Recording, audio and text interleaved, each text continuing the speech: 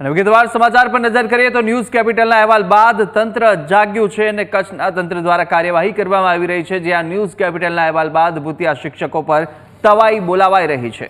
કચ્છમાં 12 ભૂતિયા શિક્ષકોને નોટિસ આપી દેવામાં આવી છે અને ગેરહાજરી અંગે ખુલાસો કરવા નોટિસ પાઠવી છે।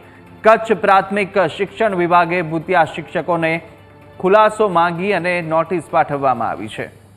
તો કચ્છમાં 12 ભૂતિયા શિક્ષકો કે જેમની વિરુદ્ધ હવે કાર્યવાહી કરવામાં આવી રહી છે અને આ તરફ નોટિસ પાઠવવામાં આવી છે કે જ્યાં શિક્ષકોને નોટિસ પાઠવી અને ખુલાસો પણ માંગ્યો છે।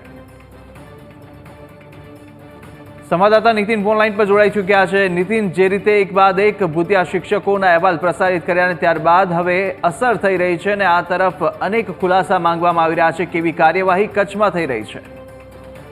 જી, ન્યૂઝ કેપિટલની જે ભૂતિયા શિક્ષક બાબતનો જે ધારદાર અહેવાલ જે છે તે પ્રસિદ્ધ કરવામાં આવ્યા બાદ કચ્છનું જે પ્રાથમિક શિક્ષણ વિભાગ જે છે તે સફાળું જાગ્યું છે।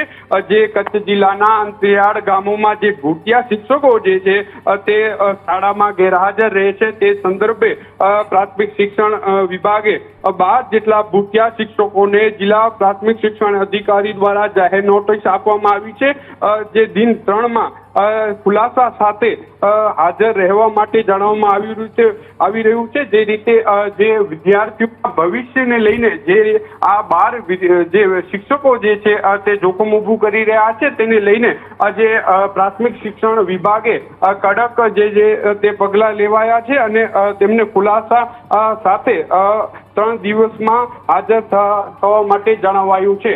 જો ખુલાસા સાથે 3 દિવસમાં હાજર નહીં થાય તો તેમને જે તેમની સેવા જે છે તે સમાપ્તિ સુધીના જે કડક પગલાં જે છે તે લેવામાં આવશે તેવું જિલ્લા શિક્ષણ પ્રાથમિક અધિકારીએ જણાવ્યું હતું। જી નીતિન, સમગ્ર માહિતી બદલ આપનો આભાર।